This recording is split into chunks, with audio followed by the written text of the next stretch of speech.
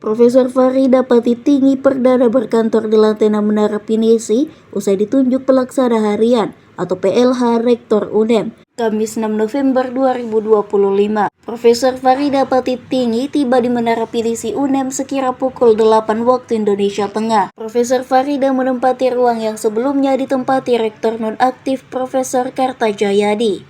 Informasi yang dihimpun Tribun Timur, Profesor Farida mengumpulkan seluruh pimpinan UNEM di hari perdananya berkantor. Antara lain Wakil Rektor UNEM 1 Bidang Akademik Profesor Andi Aslinda, Wakil Rektor Bidang Umum dan Keuangan Profesor Hartati, Wakil Rektor Bidang Kemahasiswaan Arifin Manggau, dan Wakil Rektor Bidang Perencanaan dan Kerjasama Profesor Syahrudin.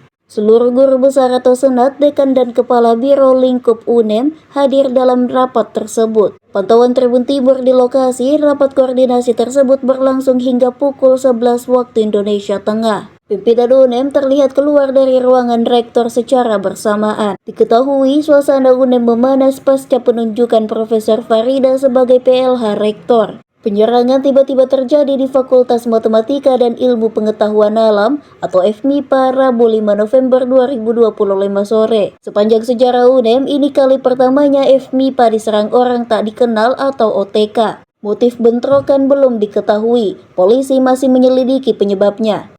Nanti kalau musim kering ya kemarau baru hilang, tapi tidak hilang.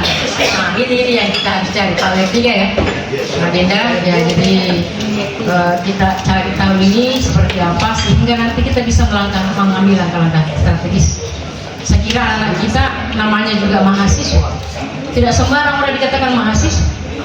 Nah, sehingga mahasiswa itu pasti akan memiliki dasar pemikiran yang bagus, ya, tentu dia logik dan pikiran-pikiran yang mungkin dipengaruhi oleh faktor lain itu bisa kita luruskan, kita bisa bawa ke kita kanalisasi ya apa yang menjadi tuntutannya atau keinginannya, harapannya.